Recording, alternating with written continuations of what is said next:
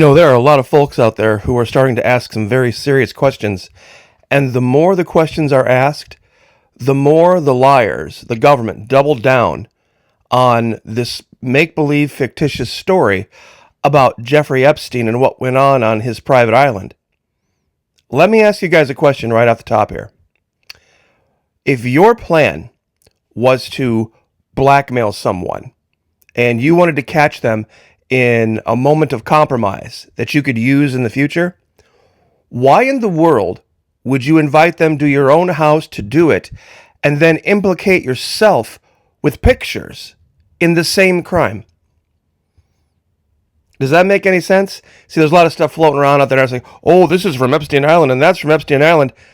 It's kind of hilarious because a lot of the pictures that are out there now are in resolutions that didn't exist at the time this was happening.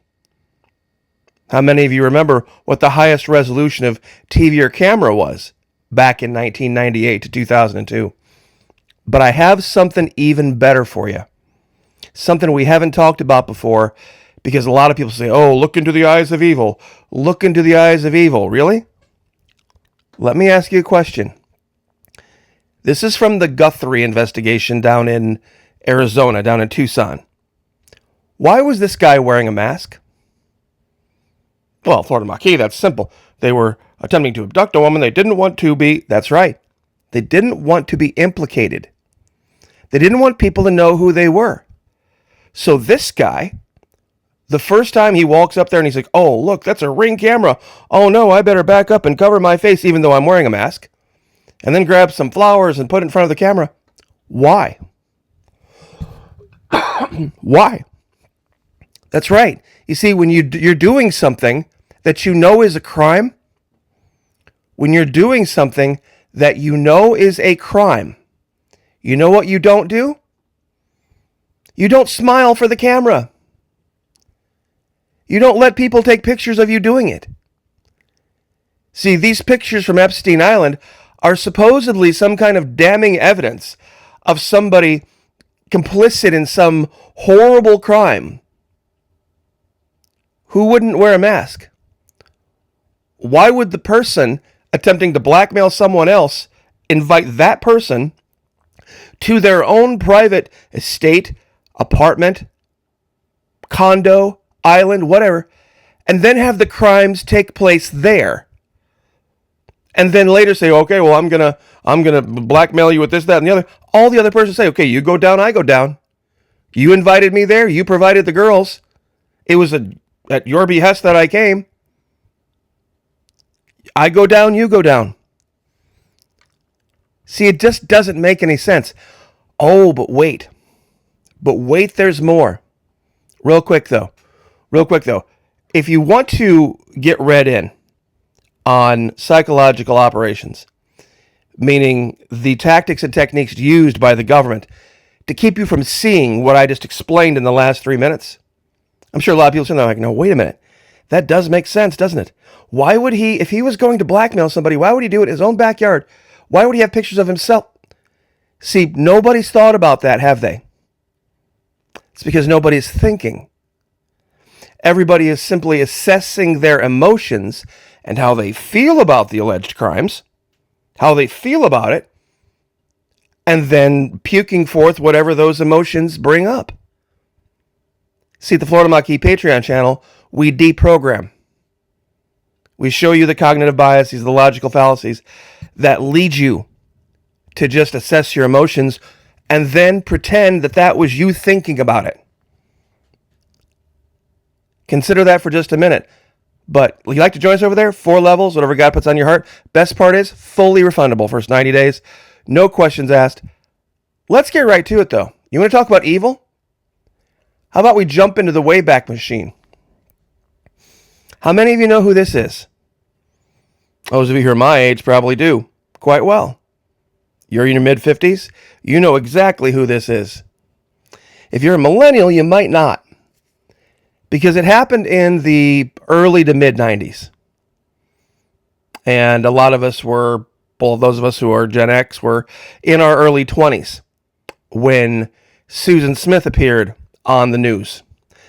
This woman went with tearful pleas before cameras and said, my car was carjacked by this evil black man, and my boys were in the back, and I don't know where they are, and they left me by the side of the road. Turns out that the woman killed her kids. She just went to a lake, strapped them into their car seats, and just rolled the car right into the water. And she was able to lie convincingly for over a week in front of cameras.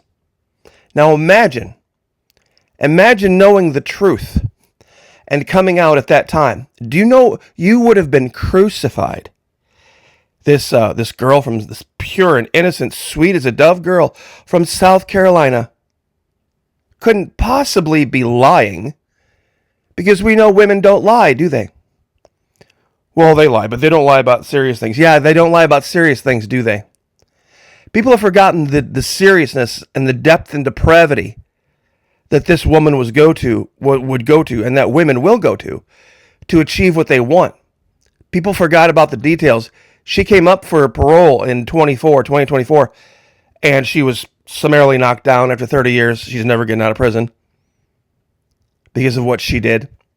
You see, I feel bad because her father, when she was 6 years old, her dad committed suicide. Then her mom married some loser and started molesting her. And at that time in 94, she would have been about 25 years old. So the molesting went on for years. And this guy was some big wig in the Christian Coalition in South Carolina. And that they were having sex. Now, her and her new stepdad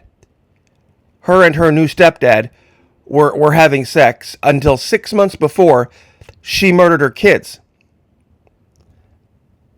See, after graduating from high school, she tried to commit suicide again. And then she got into an affair with a married man. And then she ended that affair. And then she married this guy named David Smith. And they had 2 kids. And then she went on to have relationships with other people, all way older men. And one of them was very, very rich. And he was going to marry a very rich guy. And she was writing back and forth with him, cheating on her husband. But the guy didn't want kids. So that's why she killed her kids. See, she killed her kids because she wanted to be married to this much older, wealthy man, but he didn't want kids. And the kids were kind of, instead of just divorcing her husband and leaving her kids behind saying, I just want a different life, she decided to kill the kids. Now, the reason I say this and the reason I bring all this up is face of evil, face of evil, face of evil. Really?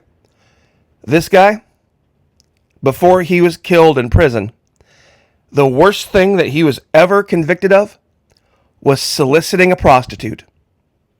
Go look it up.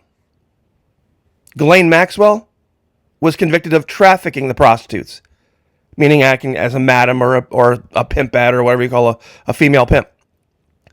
Basically, she got the young girls. The girls agreed to it. She gave the girls the money, and they had relations with this guy. That's the worst thing that they ever did. But in the modern world, we're talking about this being the ultimate face of evil. Really? Really? The ultimate face of evil. People forget. People forget what really evil truly is. And let me ask you the question again. The girls here are staring directly at the camera and smiling. Yet, allegedly, the girls were kidnapped and taken there against their will and had all of these horrible things done to them. The guy who did it, allegedly the story is, some secret plant agent for Mossad was getting girls to this island so that he could catch rich, wealthy, powerful men that he had invited there in compromising positions with them so that he could then blackmail them. Then why even take this picture? Why was Stephen Hawking there?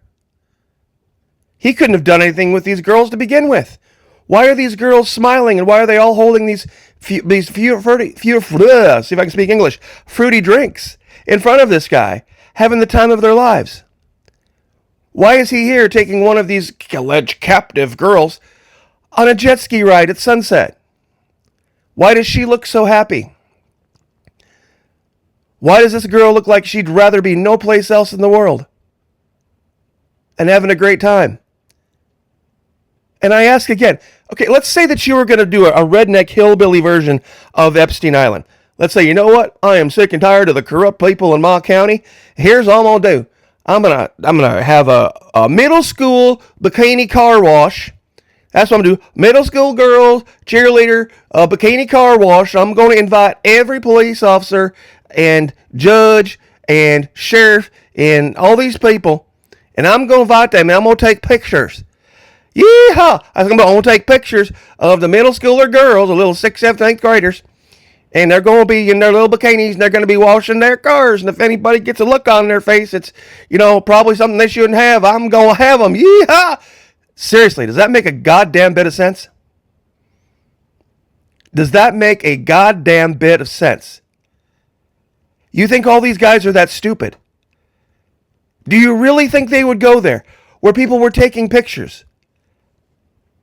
And the guy in the lower left was posing for pictures. So was Bill.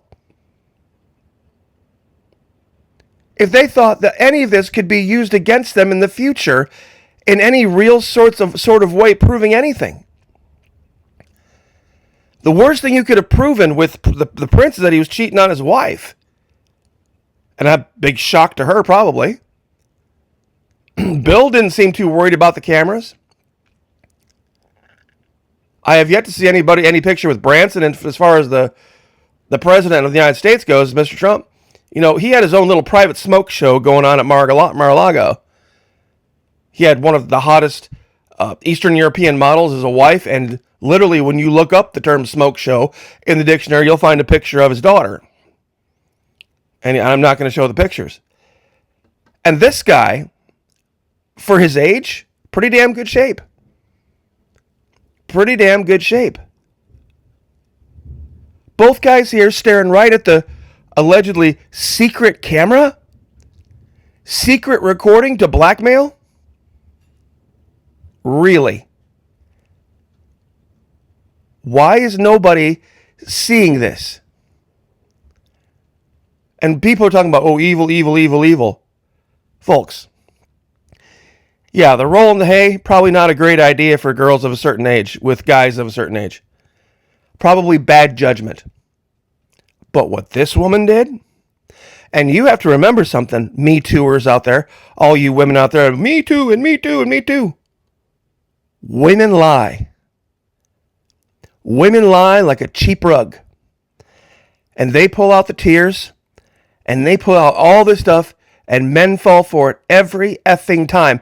The investigators into her story knew almost right away she was lying, and nobody could say anything about it because she was a woman. I guarantee if it was a guy, they would have come out right away and said, we know this guy's lying. We know he's lying. We know something else is going on.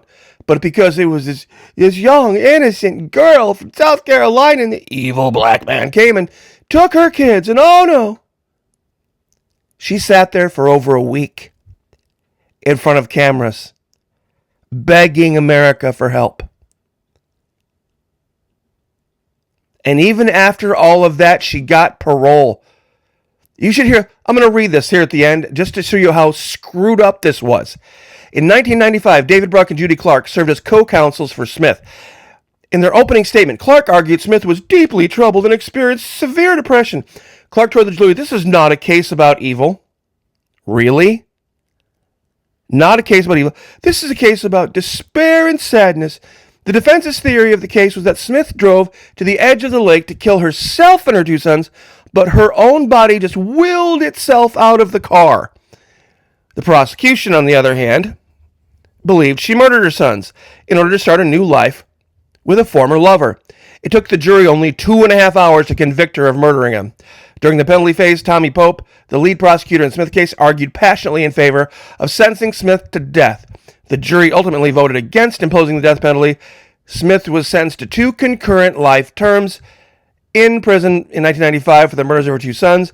Smith's defense psychiatrist diagnosed her with dependent personality disorder and major depression. While she was in prison, she got 2 guards fired for having sex with her. And after getting 2 life sentences running concurrently, November of 24, she actually came up for parole. I mean, unreal.